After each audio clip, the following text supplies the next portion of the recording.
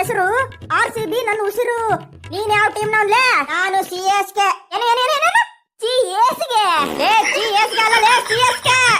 CSK ನಾ? ಒಂದ್ಸತಿ ಹೇಳ್ತೀನಿ ಕೇಳು. ಆಗಸ್ಟ್ ಅಲ್ಲಿ ಕೊತ್ತಂಬರಿ ಸೊಪ್ಪು, ಸೆಪ್ಟೆಂಬರ್ ಅಲ್ಲಿ ಗಾಂಜಾ ಸೊಪ್ಪು, ನವೆಂಬರ್ ಅಲ್ಲಿ ನಮ್ದೇ ಕಪ್ಪು. ರಾಗಿಣಿಯಿಂದ CCB, ಈ ಸತಿ ಕಪ್ಪೆತ್ತದು RCB.